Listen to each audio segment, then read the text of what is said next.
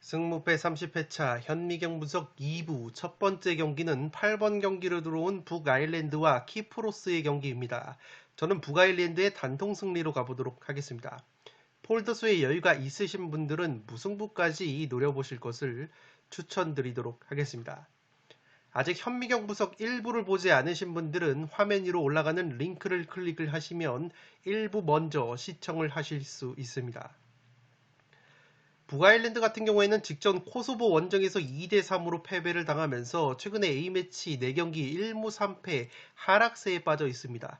이 무득점 경기가 3경기나 될 정도로 북아일랜드 역시 아일랜드와 마찬가지로 공격 쪽에서 약점이 있는데 그래도 코소보 원정에서 모처럼 2골을 뽑아냈기 때문에 이번 홈경기에서만큼은 분위기 반전에 성공을 할 수 있지 않을까 생각을 하고 있습니다.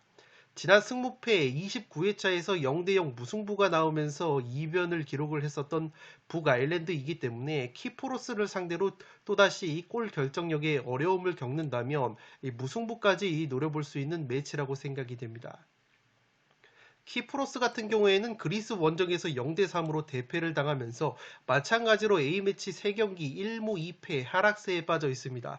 키프로스 역시 득점이 없기 때문에 공격력이 약점이라고 보시면 되겠고 특히 원정 경기에서 성적과 경기력이 더 떨어지는 키프로스이기 때문에 북아일랜드 원정에서 굉장히 고전할 수 있는 흐름이 되지 않을까 생각을 하고 있습니다.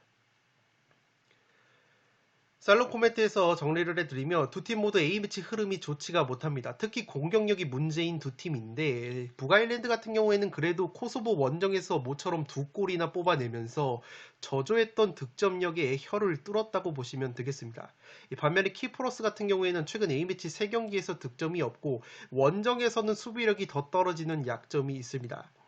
북아일랜드가 공격 쪽은 잉글랜드 하브리그 선수들이 많지만 수비 쪽에서는 그래도 레스터시티의 조니 에반스 같은 프리미어리그 자원들이 있기 때문에 확실히 수비 쪽은 무게감이 있다고 보시면 되겠습니다. 따라서 현재 키프로스의 공격력으로는 북아일랜드 수비진을 상대로 득점을 하기에는 어려울 것으로 생각이 되고 직전 코소보전에서 그래도 2골이나 만들어냈던 북아일랜드이기 때문에 이번 홈경기에서는 꾸역 1골이라도 넣으면서 신승을 거두는 그림이 그려지지 않나 생각이 되고 있습니다.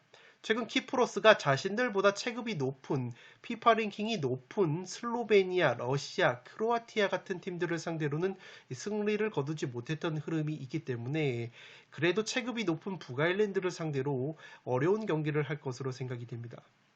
다만 지난 승무패 29회차 때처럼 북아일랜드가 골 결정력에 어려움을 겪는다면 충분히 무승부까지 또다시 나올 만한 매치라고 생각이 되기 때문에 8번 경기는 북아일랜드의 단통 승리로 가면서 폴더스에 여유가 있으신 분들은 무승부까지 가져가실 것을 추천드리도록 하겠습니다.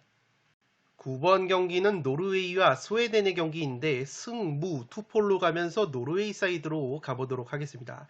이 노르웨이가 직전 슬로베니아와의 홈경기에서 0대0 무승부를 기록을 하면서 이변의 희생양이 됐는데 어쨌든 A매치 5경기 4승 1무 무패 행진을 달리고 있습니다.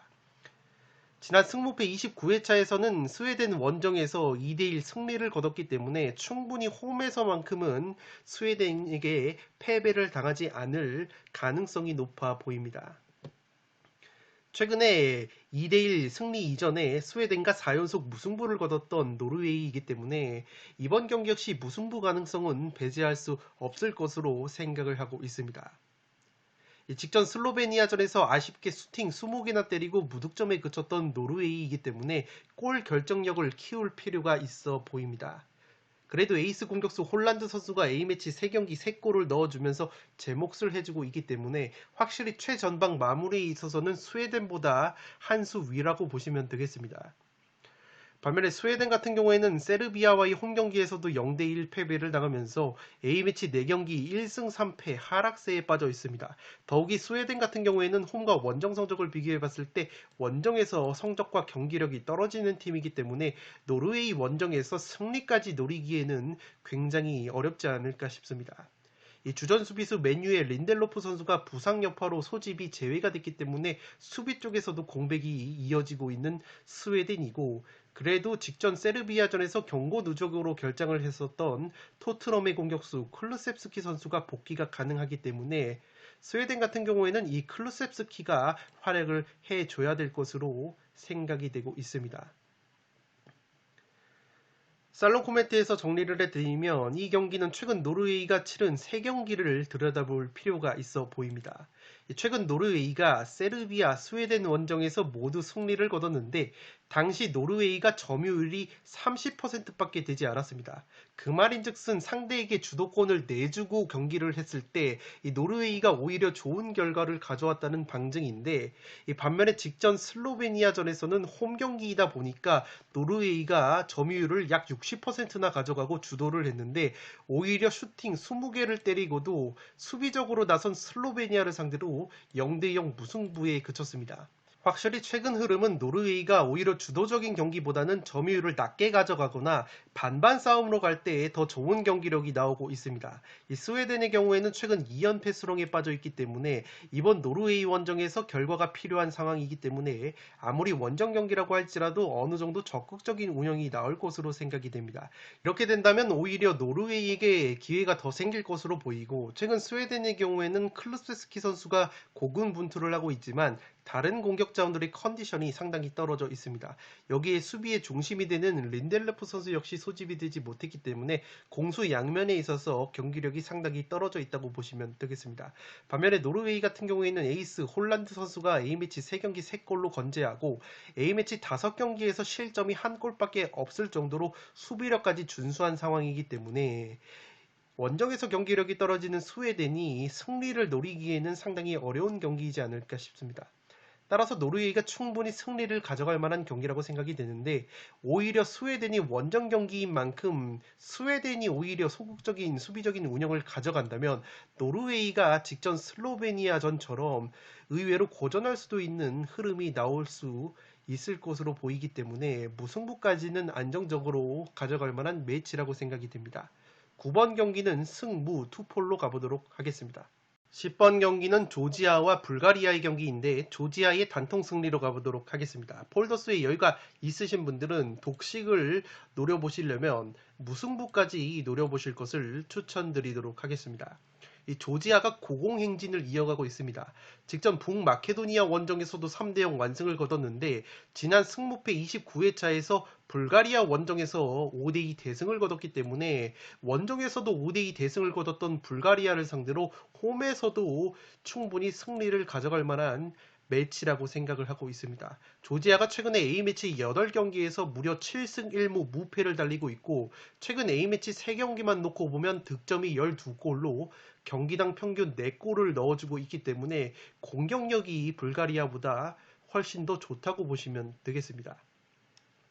패턴적으로 봤을 때도 최근 A매치 10경기를 기준으로 최다 연승이 4연승이었기 때문에 충분히 4연승까지 노려볼 수 있는 조지아의 상승세라고 보시면 되겠고, 불가리아 같은 경우에는 직전 피파 랭킹 최하위권인 이 지브롤터 원정에서도 1대1 무승부를 거뒀을 정도로 경기력이 최근에 너무나도 좋지가 못합니다. 최근 A매치 7경기 3무 4패 하락세에 있고 실점이 무려 16골이나 되기 때문에 수비력이 상당히 불안한 것이 불가리아라고 보시면 되겠습니다. 여기에 원정에서 성적이 떨어지는 약점까지 있는 것이 불가리아의 최근 흐름이라고 보시면 되겠습니다.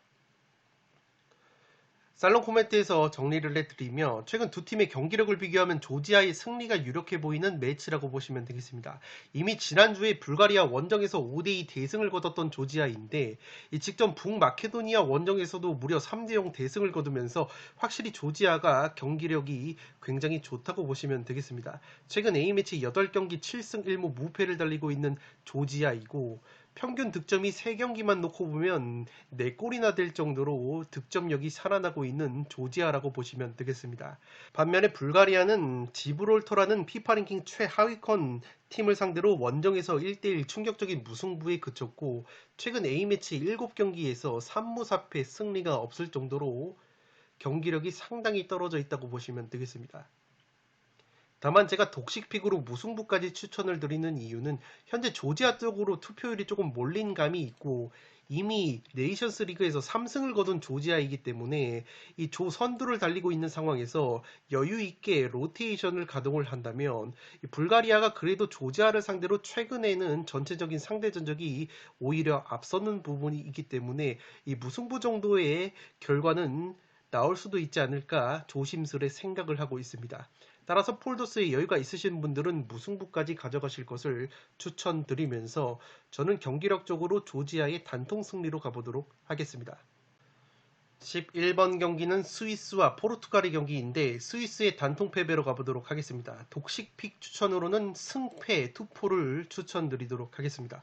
스위스가 최근에 3연패 수렁에 빠져있기 때문에 연패가 상당히 길다는 점에서 한번 분위기 반등에 성공할 타이밍이 나올 수도 있지 않을까 생각을 하고 있습니다. 물론 경기력적으로 봤을 때 스위스가 너무나도 경기력이 떨어져 있기 때문에 포르투갈의 승리 가능성이 높아 보이고 이 스페인과의 홈 경기에서도 0대1로 무기력하게 패배를 당했던 스위스이기 때문에 지난 승무패 29회차에서 포르투갈 원정에서 무려 0대4로 대패를 당했던 스위스라는 점에서 이번 경기 역시 쉽지는 않을 것으로 생각을 하고 있습니다.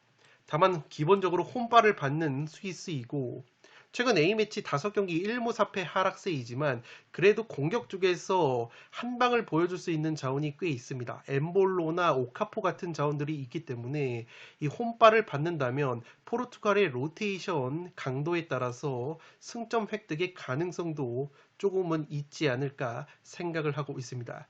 지금 네이션스 리그 A 그룹 2에서 3경기에서 승점이 빵점으로 꼴찌를 달리고 있는 스위스이기 때문에 이번 6월 A매치 마지막 홈 경기에서도 무기력하게 패배를 당한다면 월드컵을 앞두고 홈팬들 앞에서 자존심을 구기게 되기 때문에 충분히 사활을 걸고 나설 가능성도 있어 보입니다.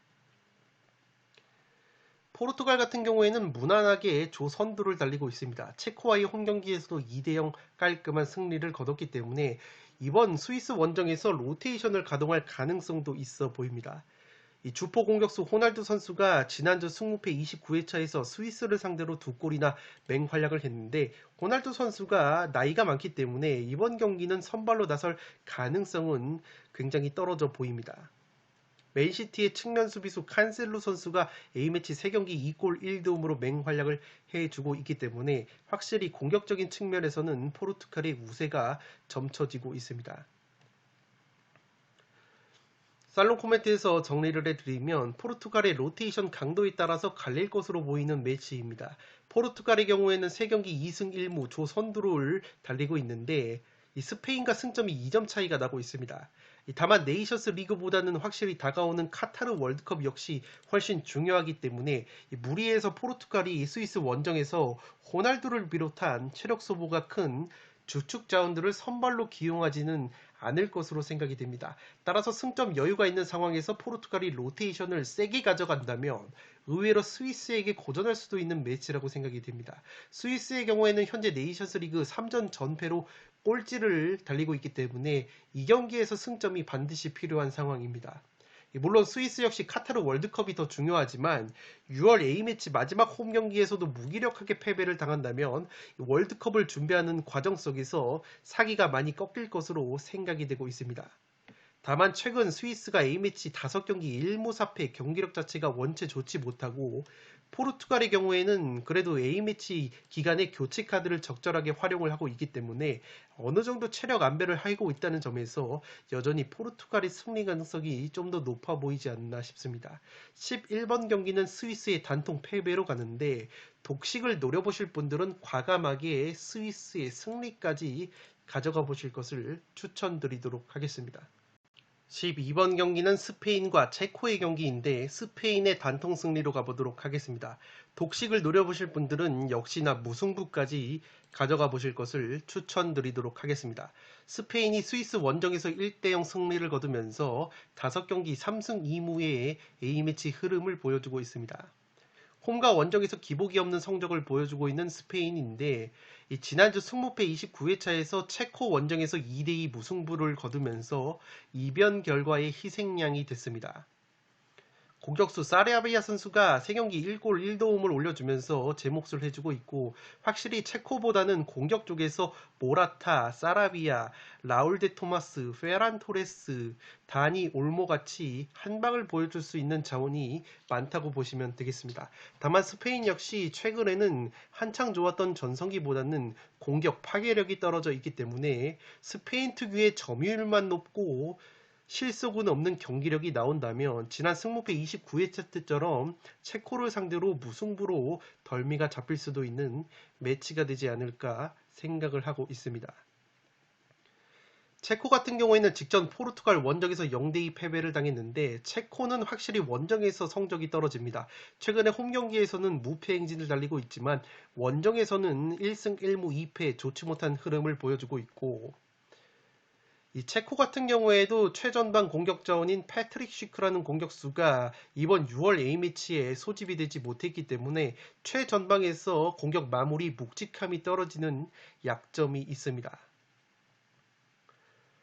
살롱 코멘트에서 정리를 해드리면 스페인의 골 결정력이 상당히 중요할 것으로 생각이 됩니다. 지난주 체코 원정에서 점유율을 약 80%까지 가져갔던 스페인이지만 스코어는 2대2 무승부로 끝난 바 있습니다. 당시에 골대를 2번이나 강타했었던 스페인이기 때문에 이번 경기 역시 골 결정력이 상당히 중요할 것으로 생각이 되고, 다만 체코의 경우에는 확실히 원정에서 성적과 경기력이 떨어지는 약점이 있는 데다가 스페인과 비교하면 선수층이 두텁지가 못합니다. 특히 체코의 주장이자 핵심 중앙 미드필더인 이 소우책 선수가 최근에 A매치 3경기 연속 풀타임을 소화를 했는데 점점 경기력과 체력적으로 어려움을 겪고 있는 모습이 보이기 때문에 체력적으로도 선수층이 두터운 스페인이 한 수 위라고 생각이 됩니다. 지난 맞대결에서 비록 체코와 2대2 무승부를 거뒀던 스페인이지만 당시 골대를 2번이나 때렸던 스페인이기 때문에 이번 경기 홈에서만큼은 충분히 골 결정력을 발휘를 해준다면 승리까지 노려볼 수 있지 않을까 싶습니다. 더욱이 지난 체코 원정에서는 전반전에 이 스페인이 주전 공격 자원들을 대거 뺐기 때문에 이번 경기 홈에서 전반전부터 주전 공격 자원들을 가동을 한다면 충분히 한 골 정도는 넣어줄 수 있지 않을까 생각을 하고 있습니다. 다만 역시나 이번에도 스페인이 골 결정력에 어려움을 겪는다면 체코 특유의 끈적한 무승부 정도로 덜미가 잡힐 수 있는 매치가 되지 않을까 생각을 하고 있습니다. 12번 경기는 스페인의 단통 승리로 가는데 독식픽으로는 무승부까지 추천을 드리도록 하겠습니다. 13번 경기는 슬로베니아와 세르비아의 경기인데 슬로베니아의 단통 패배로 가보도록 하겠습니다. 폴더스에 여유가 있으신 분들은 무승부까지 가져가 보실 것을 추천드리도록 하겠습니다. 슬로베니아가 직전 노르웨이 원정에서 깜짝 0대0 무승부를 거두면서 분위기 반전에 성공을 했습니다. 최근 A매치 5경기에서 3무 2패 승리가 없는 슬로베니아이고, 지난 승무패 29회차에서는 세르비아 원정에서 1대4로 대패를 당했기 때문에 제 아무리 홈경기라고 할지라도 세르비아의 막강한 공격력을 막아내기에는 이번에도 상당히 어려움을 겪을 것으로 생각이 됩니다. 슬로베니아가 주포 공격수 일리치치 선수가 이번 A매치 명단에 소집이 제외가 됐기 때문에 공격 쪽에서 무게감이 확실히 떨어지는 약점이 있습니다. 여기에 직전 노르웨이전에서 중앙 수비수 블라치치 선수가 퇴장을 당했기 때문에 수비 쪽에서도 공백이 예상이 되고 있는 슬로베니아라고 보시면 되겠습니다. 최근 A매치 4경기 2무 2패 흐름인데 득점이 딱 한 골밖에 없기 때문에 득점력이 상당히 부실하다고 보시면 되겠습니다. 세르비아 같은 경우에는 직전 스웨덴 원정에서 1대0 승리를 거두면서 무난하게 좋은 경기력을 보여주고 있습니다. 공격수 루카 요비치 선수가 A매치 2경기 연속골을 넣어주면서 블라우비치 선수가 빠져있는 최전방 공격에 무게감을 실어주고 있습니다. 또한 올 시즌 풀럼에서 굉장히 많은 골을 넣어주고 있는 이 미트로비치 같은 경우에도 직전 경기 경고 누적으로 결장을 했지만 이번 경기 복귀가 가능할 것으로 보이기 때문에 확실히 공격적인 측면에서 여전히 세르비아가 우세를 가져갈 것으로 생각을 하고 있습니다.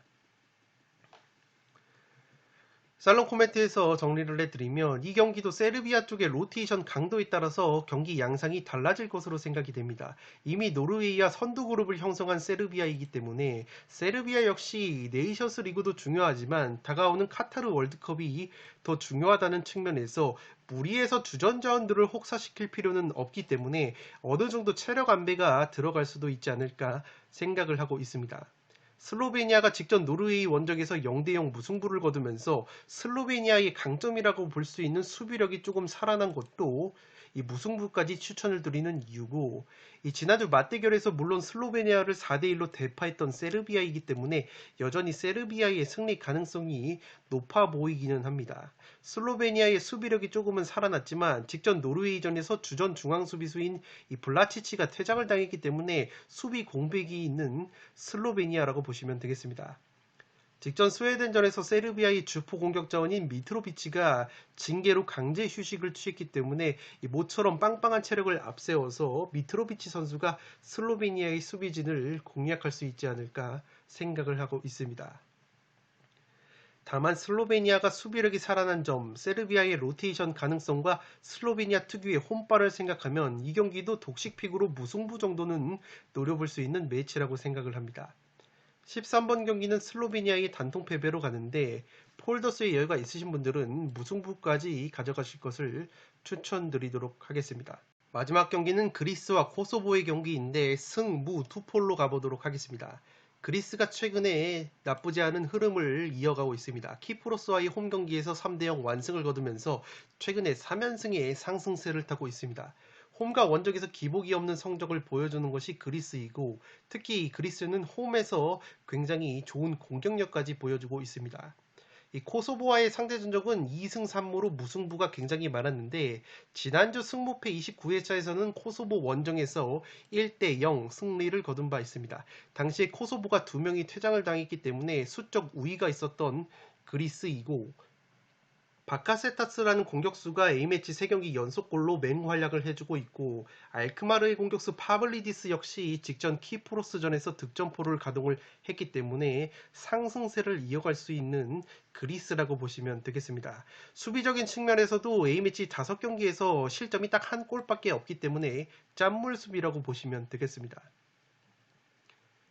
코소보 같은 경우에도 직전 북아일랜드와의 홈경기에서 3대2 승리를 거두면서 여전히 좋은 경기력을 유지를 하고 있습니다. 원정에서 쉽게 패하지 않는 저력이 있는 것이 코소보이고, 이 장신 공격수 무리키 선수가 키프로스전에서 페널티킥을 포함해서 2골이나 넣어줬기 때문에 충분히 한 방을 보여줄 수 있을 것이라 생각을 하고 있습니다. 터키 리그에서 올 시즌 맹활약을 했었던 왼쪽 측면 비티키 선수 역시 키프로스전에서 득점포를 가동을 했기 때문에 그리스를 상대로도 굉장히 준수한 공격력을 보여줄 수 있지 않을까 생각을 하고 있습니다.